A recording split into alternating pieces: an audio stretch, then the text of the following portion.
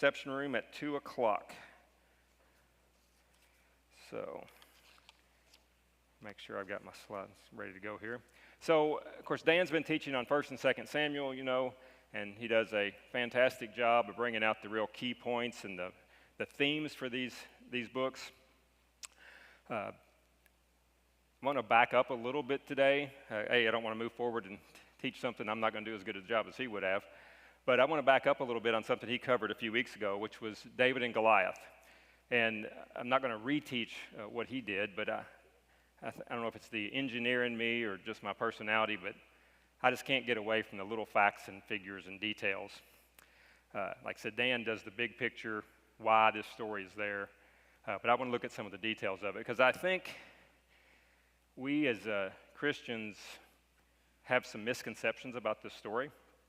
Maybe it's just me, but we think about it so much. I don't know where David and Goliath would fit in the rankings of favorite Bible stories for VBS. We're in the middle of football season, and everybody's talking about polls and who's in the college football playoff and all that. I'm sure David and Goliath would be in the top 10, maybe top 5.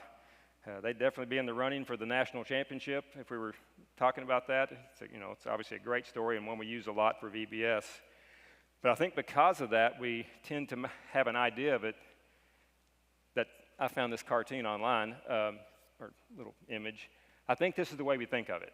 We picture this little kid, maybe with a slingshot. This one's actually accurately shown. It's a sling, not a slingshot. And he's throwing this little pebble, and it bounces off Goliath's head, and he falls down, and, yay, yay, the kid defeated the giant. But that's not a very accurate picture of what really happened. So I want to get into that some and look at what this battle would have really looked like, and also talk about the protagonists in it, Goliath and David, because I think we definitely have a misconception of who David was, what he was when this battle took place.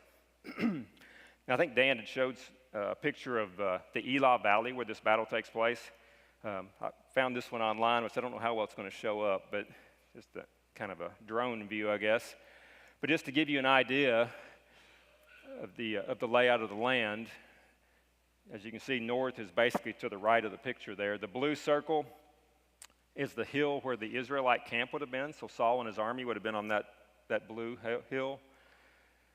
Back in the upper left there, where the yellow is, that's the hill that the Philistines would have been camped out on. And if you look to the west in this picture, to the far right, it's circled there. That's Azekah and Gath. I don't know if you can read those, but that area up there are the Philistine towns. So the Philistine area of control was off to the west, and so this valley was really not very far from some of their main cities. And then the valley itself there in the red is the area between them. And then, like much of Israel now, if you have some flat ground, which there's not much of, they're going to put agriculture there. So you can see this field has been, in this picture, obviously modern picture, is plowed and ready for crops. So that's the area of the battle. Now, to give you kind of a ground level view, I'm going to put, if you can see where this star appears on the kind of in the center there, I'm going to show you what the view from there is. And say, if you happen to be on a tour of Israel, and it's the day you're going to the Valley of Elah, it's raining a lot, and the bus pulls up, and the tour guides don't want to get out in the rain. So if somebody wants to get out, you can get out. We're not getting out. It's too wet. So if you happen to have that happen to you, and you decide you want to get out in the rain and take a picture, this is the view you will see. Don't ask me how I know about that story. There was about 2 of us that got off the bus. Nobody else wanted to get wet. So this is the Valley of Elah. And again, if you look back where this red star is, I'm looking basically north. So I'm looking toward the hill that the Israelites would have been encamped on. Behind me, mainly almost to my right behind me, was the hill that the Philistines would have been on. I'm really basically standing right at the base of it. So if you can picture, in the morning, as the Bible says, Goliath gets up. He probably walks across this valley, and he goes and taunts the Israelites. Picture him coming across this field, getting there toward the base of the Israelite camp and saying, come on, send somebody to fight me. and they're, of course, fearful and staying up on the hill. But that would have happened every morning. Now, one thing I want to point out here, this region of Israel, these low hills, it's called the Shephelah. And that's basically just what it means, is small hills. And so if you look at a map of Israel, kind of down the middle of it, there's a spine of mountains. Not tremendous mountains, but Jerusalem is rough, little under 3,000 feet elevation. So there's this line of mountains. And as you go out from that toward the Mediterranean Sea, they get smaller and smaller and smaller, and you end up with these small hills. And then past that, it's the flat plain where the Philistines had control. If you remember when the Israelites took the promised land, Joshua leads them in. He did a northern and a southern campaign, basically in the mountainous area, and drove all the Canaanites out. And then he got older, and he said, now you all need to complete the conquest and take over the rest of the land. And of course, they didn't do a very good job of that. They didn't trust God enough. So when you get down to the flat areas, like where the Philistines had control, they couldn't drive them out. And so this area is right on the edge of where the Israelites had control in the hills and the Philistines had control in the plain. So that's why the battle takes place here. That plain, the Valley of Elah, if you keep going out to the west, you're eventually going to end up in a broad plain and get to the Mediterranean Sea. So the Philistines were coming up through the valleys, the Israelites were in the hills, and that battle line was right there on the edge. Now, to talk about the people, we all know this story, but from 1 Samuel, the Philistines were standing on the one hill, again, the one that was in the back behind me in that picture, and the Israelites were standing on another hill, the one across, with the ravine between them. Then a champion named Goliath from Gath, and that's an important clue here, came out from the Philistine camp. He was 9 feet 9 inches tall. Your translations, most of them, if they don't translate it in the feet and inches, will say 6 cubits in a span, which is 9 feet 9 inches. He wore a bronze helmet and bronze scale armor that weighed 125 pounds. There was bronze armor on his shins. Bronze javelin was slung between his shoulders. His spear shaft was like a weaver's beam, and the iron point of his spear weighed 15 pounds. I've recently been doing some reading on weapons of the Bible and so forth, and there are some that think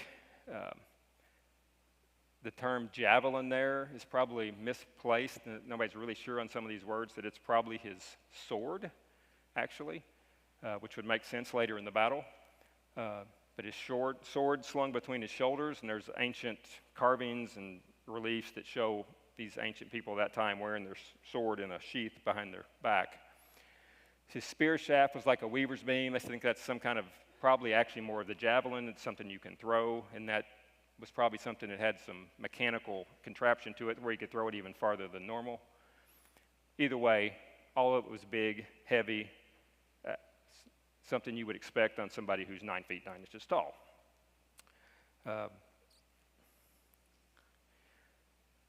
So where did this guy that's 9 feet 9 inches tall come from? And Jim, you may have asked the question when Dan was teaching this, bringing up this story. So I'm going to step back through it. Dan didn't have time to go into complete detail, so I'm going to start pulling a thread that runs through the Bible and the Old Testament and see where this takes us. First clue is he's from Gath. Now, if we go back a bit to the time of Joshua, we talked about them having the conquest of the land.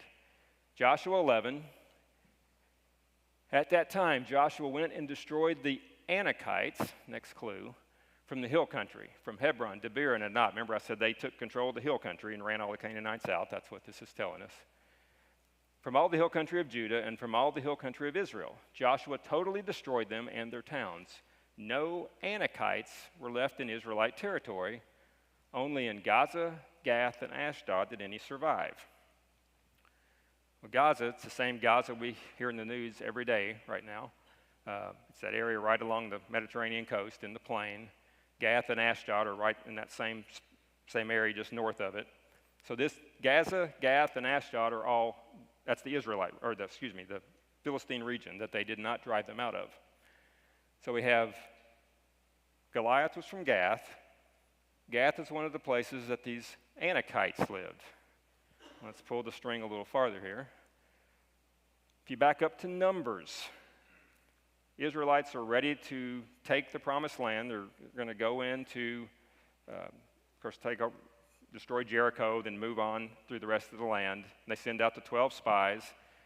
You know, the song that Jed would always used to leave the kids in, the 10 were good and 2 were bad.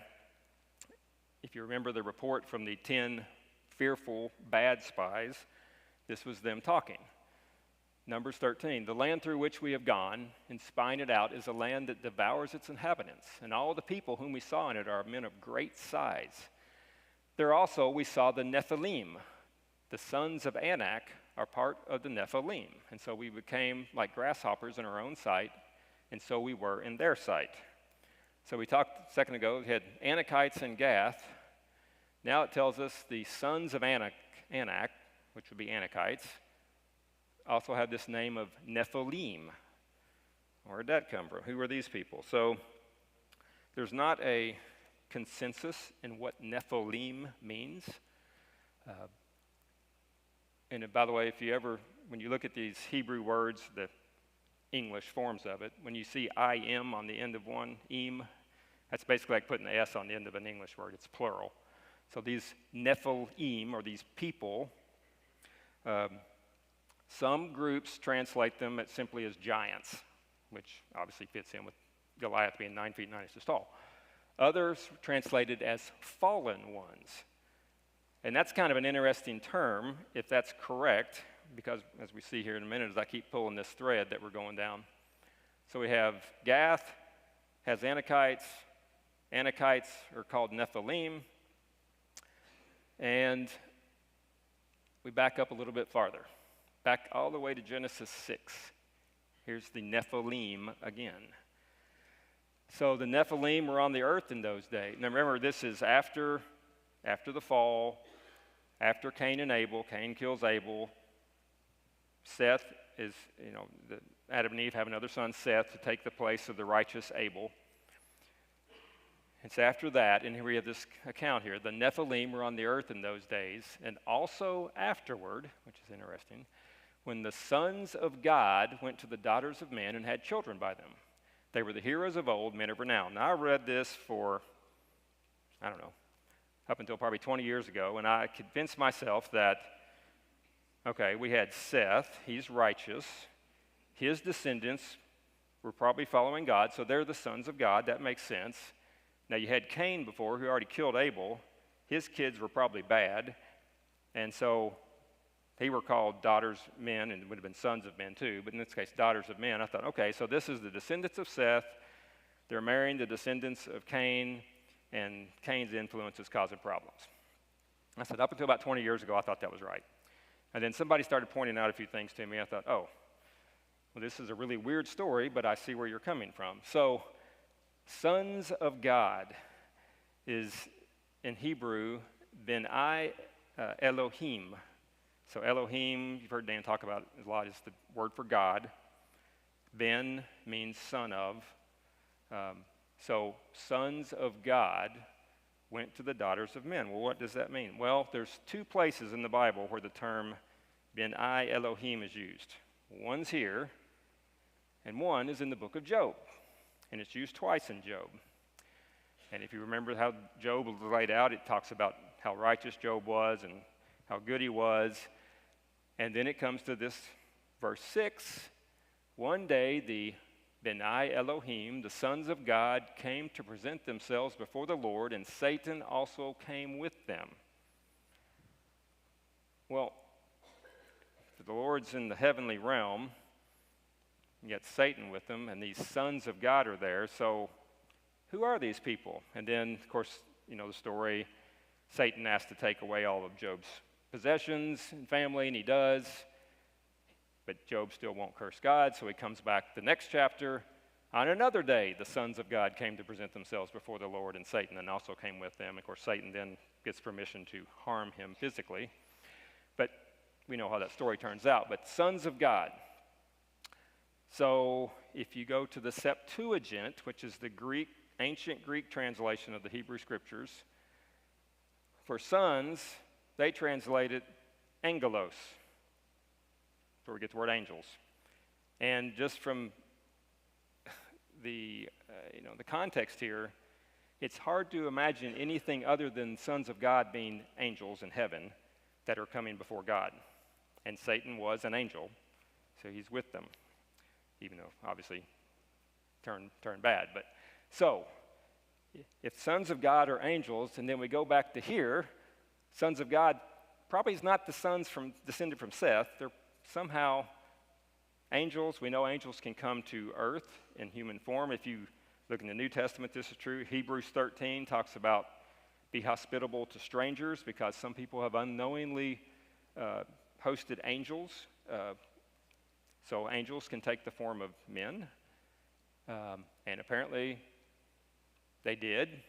They liked what God created in women and came down to earth and somehow had children by them. And that's these large, very powerful humans that came from that.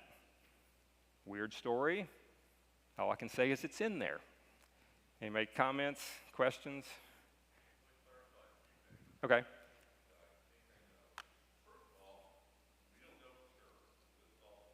Absolutely, speculation, yeah.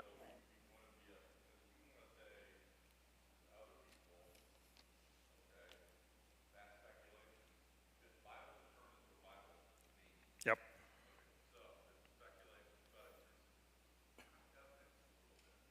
Mhm.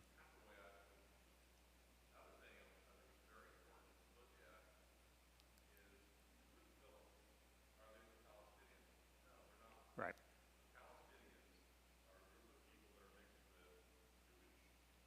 Sure.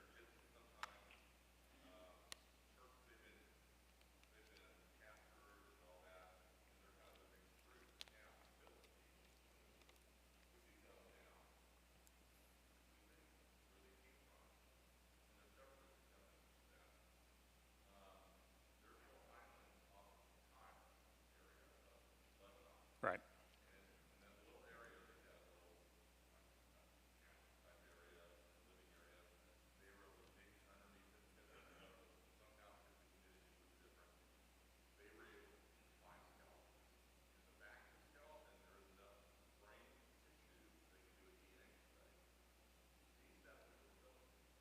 Yeah, they said they were sea people.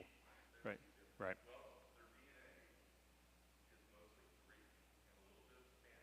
Hmm.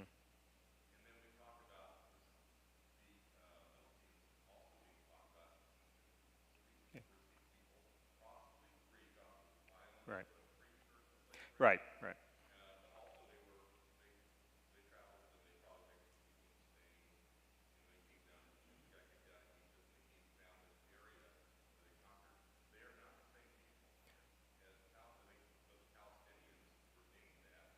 Right. From a Romans renaming it. Yes. Yeah. Yeah.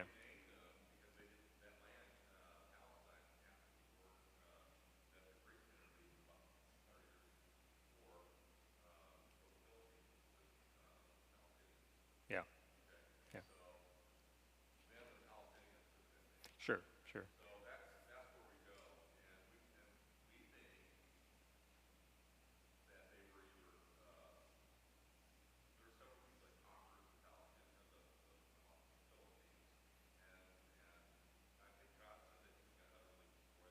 Mm. Right. Yeah.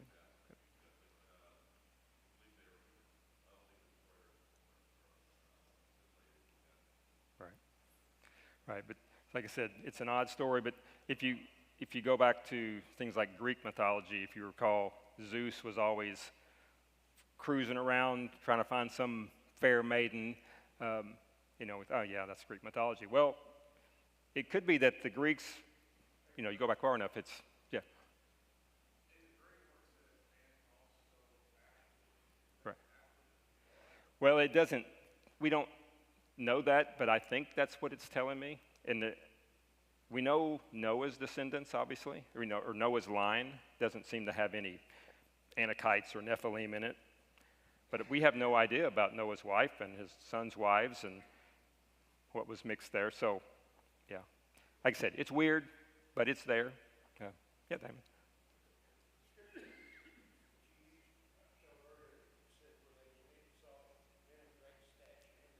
Right.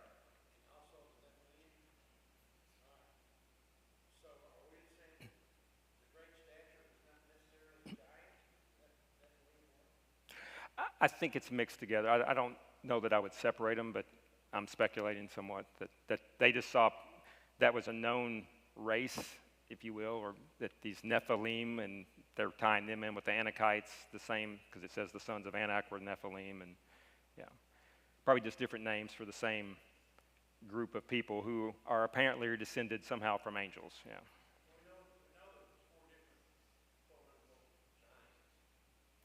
There are some other ones listed later, yes. Yeah. Yes. Yeah.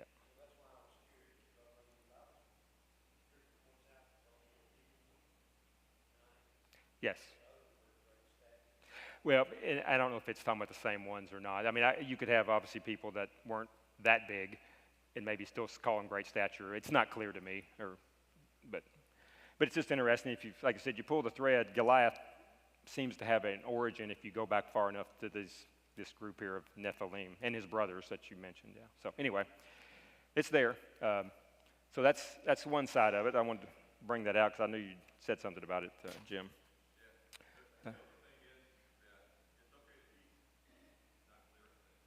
Right. Yeah, but yeah, yeah. No, but this what we see there, speculation would appear to go that direction. Now, one last piece about this, as far as the angel tie-in with the Nephilim, it continues into the New Testament. So, back row. So if you go to 2 Peter chapter 2 and in Jude, both cases the inspired writer here is talking about people who have been doomed to destruction, who are going against God, and their ultimate end is going to be condemnation. So Peter talks about angels who sinned, Noah and the flood, Lot and Sodom. So if you start with Lot, that's Genesis 19. Noah and the flood, of course, is Genesis 6, 7, 8, and 9-ish. If we're going, so we keep going back in time, the angels who sinned, that would put you back at Genesis 6:4, where it talks about these Nephilim, would seem to be about the right spot. And then Jude does something similar. He talks about this odd story of Moses' body, which actually comes out of some of the extra-biblical Jewish literature, intertestamental literature. Moses' body, Sodom and Gomorrah, and the angels who left their position of authority. Well, Moses died, according to, in Deuteronomy 34, it's recorded. Sodom and Gomorrah, we said, was Genesis 19. Angels who left position of authority might put us back to that Genesis 6:4 passage again. So anyway, nothing to get hung up on here, but it's interesting. It's interesting. Now, so that's one side. That's Goliath. What about David? So like I said, we had this idea, I think, we picture a little kid, I'm going to say 7, 8, 9, 10 years old, going to fight Goliath. I can't give you 100% proof I'm going to show you, but what I see, I think that's wrong. And so, first of all, to be in the army, if you go back to Numbers, there was a census taken, and God tells them to take a census, the whole Israelite community, and anybody that was 20 years old or more who was able to, it could be in the army. They were going to use those to be in the army. So in 1 Samuel 17, we see that David's three oldest brothers are with Saul in the army at that hill we showed the picture of. So they had to be at least 20. Let's assume they're 20, 21, and 22. David's the 8th child. So it's conceivable if you had a child every year, he'd be about 15 years old. You're thinking, well, who would have a child every year? Well, I have pretty close knowledge of this. So many of you probably know, if you talk to her, my mom is one of 9 kids. I think she wanted to hear Jed more than me today. She's not here. So. It's one of 9. Now, the first 7, if I've got my years right, the first 7 kids went from 1932 to 1941. It's about 9 years, obviously, but 7 children in 9 years is not too far off from 8 and 8 years. Then, for some reason, my grandparents didn't have any kids for 6 years. We're not sure what happened there. Then they had 2 more back to back. So So the total time of, you take the 6 years out, they had 9 kids in about 11 years. So it's certainly possible. And we don't know anything about David's mother. Nothing recorded in Scripture. We don't know if Jesse had multiple wives like some of these men did. We don't know if one set of his brothers were triplets. I mean, who knows? But just because his oldest brothers were probably 21, 22, doesn't mean he would have to be 6. Like I said, I think it works out, the math works out, even if it was just one after another with one wife, 15 would be pretty close. I think that's a reasonable number. Now, but we still have this idea of him being a child. Why is that? Well, if you go to the story right before the battle, David comes to the army to bring his brother some food. You know, Father Jesse had sent him. And David hears the talk about the Philistine and what he's doing. And he talks to Saul. Let no one lose heart on account of this Philistine. Your servant will go and fight him. Saul replied, you are not able to go out against this Philistine and fight him. You are only a boy, and he has been a fighting man from his youth. So what does that mean? Well, could it mean he was 7? Well, I guess. But is that what was really intended here? So, again, you had to be 20 to be in the army. He was clearly too young for the army. Figure if he was 15 or 16 or even older, probably like most boys at that age, didn't have a beard. You know, everybody had beards then, right? Everybody grew beards. That was a kind of a status symbol. He would have been too young to have a beard. For all I know, he had a baby face. I don't know. But he was a boy in the sense that he was too young for the army, clearly not a man yet, didn't have his big long beard. I think that's what was intended. Can't prove that, I just think that's what was intended. But I have a few things that caused me to lean that direction. So David convinces Saul to let him go fight him. And one of the things he tells him is, here's some reasons. When a lion or bear came and carried off a sheep from the flock, I went after it, struck it, and rescued the sheep from its mouth. When it turned on me, I seized it by its hair, struck it, and killed it. I don't know how many, I don't want to go fight a lion or bear right now. I don't know about a little kid doing it. The first question you may ask is, wait a minute. This is Israel. There are no lions and no bears in Israel. And you are correct today. But, do a little research.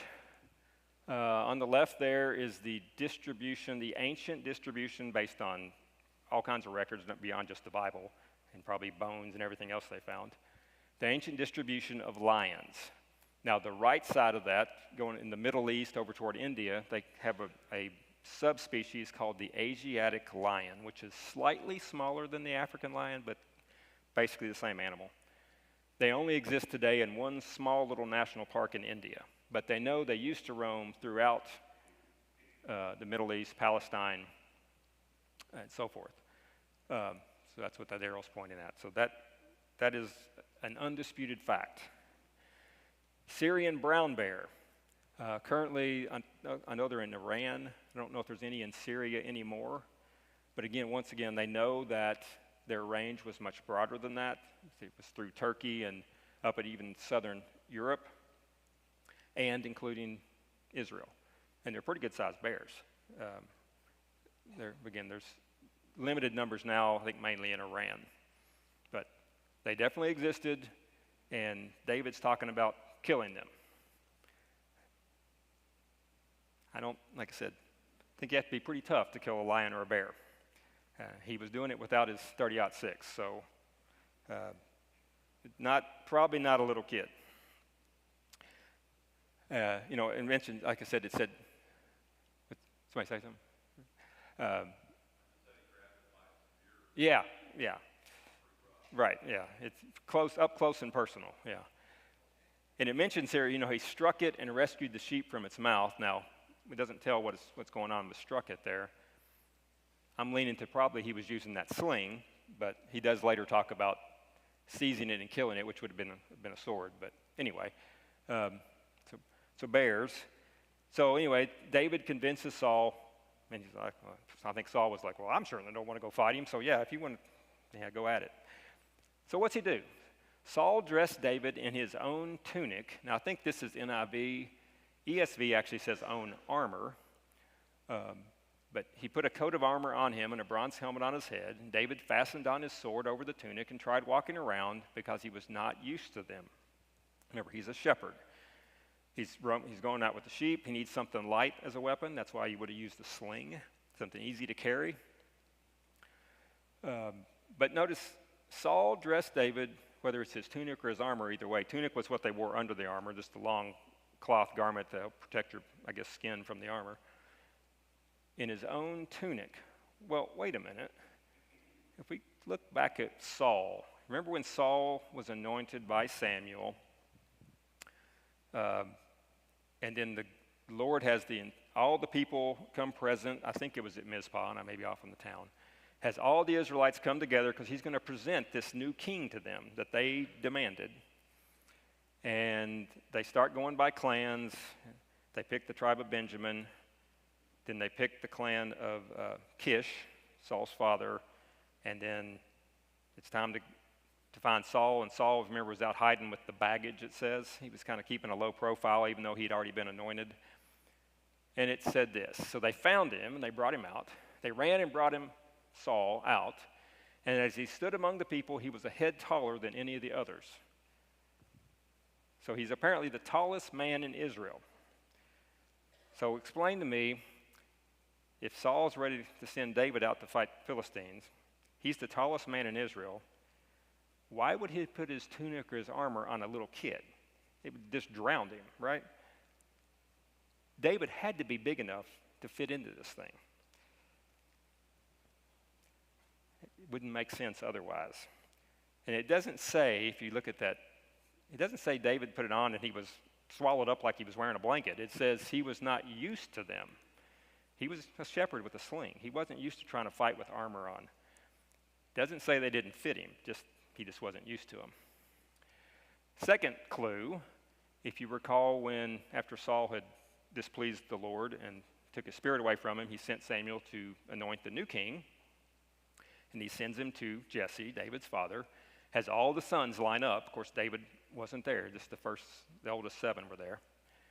And as soon as Samuel sees the oldest son, Eliab, he says, that's the guy. Well, why did he do that? Well, apparently he was very tall and very big, probably like Saul. And Samuel's thinking, I remember how big Saul was. This must be the guy. And of course, the Lord says, nope, don't look at his outward appearance. I'm looking at the heart. And eventually, of course, they get down to David, and David is anointed. But I bring that out because they both got the same dad.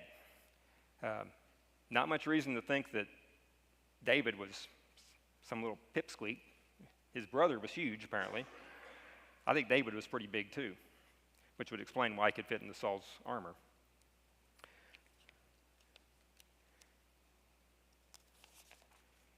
So let's talk about the weapon. And I know Dan talked about this some, too.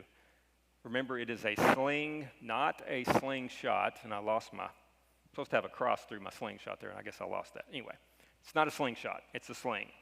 So you take it, put the rock or projectile in it. They would actually make ceramic projectiles sometimes if they didn't have just a rock that was the right shape. Tennis ball, baseball sized. And a really good person. There's people that still use these, actually.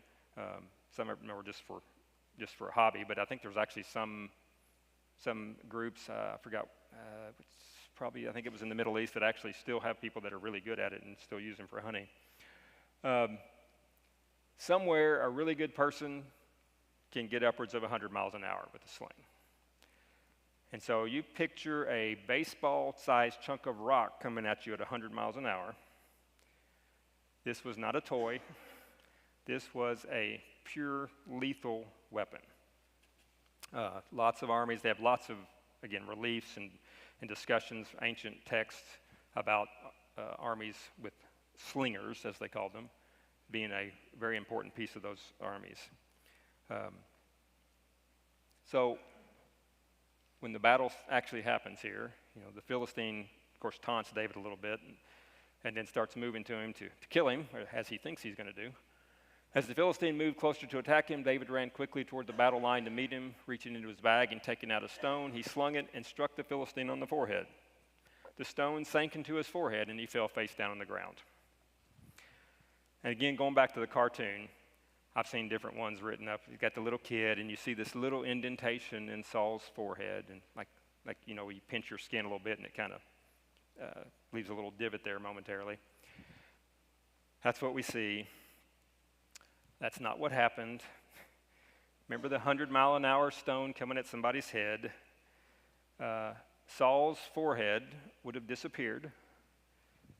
Note down how many pieces would have been broken into. The frontal lobe of your brain, which is this part, would have been turned into hamburger meat. Not to be too graphic, but most of his brain would have been destroyed, and he would have a rock sitting in where his forehead used to be. It was a brutal, quick, brutal way to die.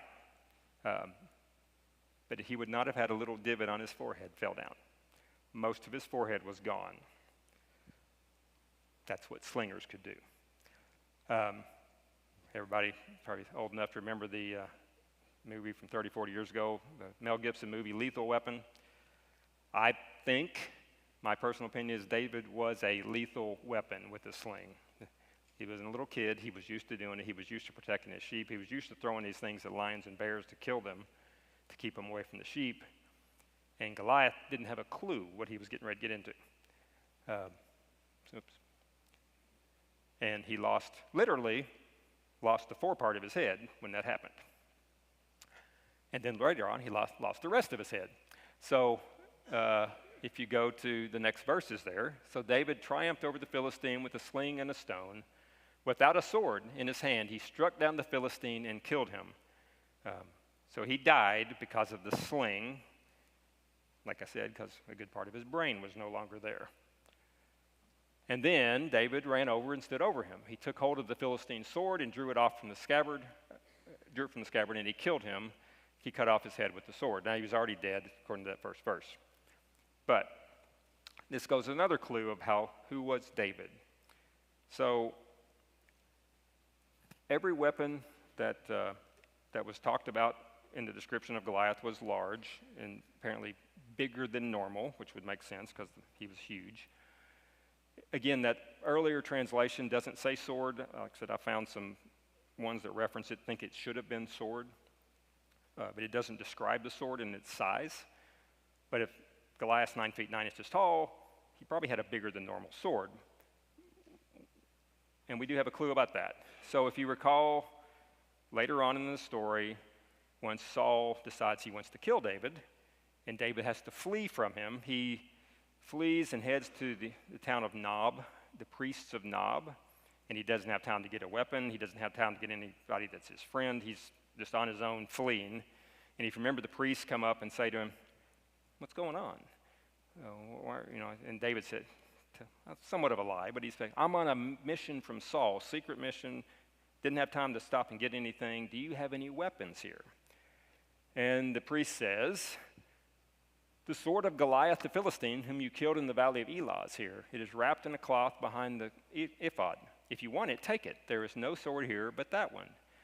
And David replies, "There is none like it. Give it to me." Don't know what that means exactly. Could mean he had diamond-encrusted hilt or something on it, but I think it means it's a really big sword. There's none like it. And yet, when he did the battle with the Philistine, with Goliath, he picked it up and cut off his head. I don't see a little kid doing that. Again, I think he's 15, maybe 16 years old at least. He's probably close to fully grown. And he knew how to use a sling. I think that's the only thing that makes sense when you look at the rest of the context here. Now, so like I said, David's a lot different, I think, than we picture him at this point. But one thing about it, I think David was very skillful with his sling. He knew that going into the battle. But he did not trust in himself, and I think that's a key point of the whole story. Because if you look at what David says, when he's talking to Saul to begin with, the Lord who rescued me from the paw of the lion and the paw of the bear will rescue me from the hand of this Philistine. He doesn't say, I'm a lot better at the sling than you think I am. This is not going to be a problem. That's not what he says. He said, God's with me. And then when he's talking to Goliath, as they're kind of mouthing back and forth here, Goliath's trying to, humiliate him, and David says, all those gathered here will know that it is not by sword or spear that the Lord saves, for the battle is the Lord's, and he will give all of you into our hands. He trusted in the Lord. But I do think the Lord used his skills to bring about the victory. So that's a question I would pose to myself and you all. What skills do you have, like David did, that can be used for God's glory? Dustin's been talking with the youth about figuring out what your talents are and how to use them. And I'm 58, and I'm still thinking, what are my talents? I'm not sure. Maybe many of you have had the same question. So it's something we got to think about and work on. But what can you do, skills maybe you've already got, that can be used for God? So maybe leave you with that. Any questions, comments? I know we're about out of time. Yeah, Keith.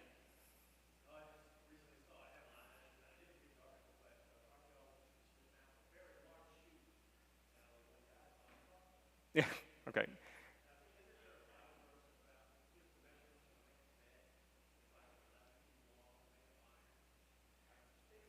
That sounds right to me, but I cannot place it. Yeah. But for those you couldn't hear, Keith mentioned that archaeologists finding remains of an extremely large shoe from ancient times. It would point back to these giants. So, no other questions, comments? Oh, yeah.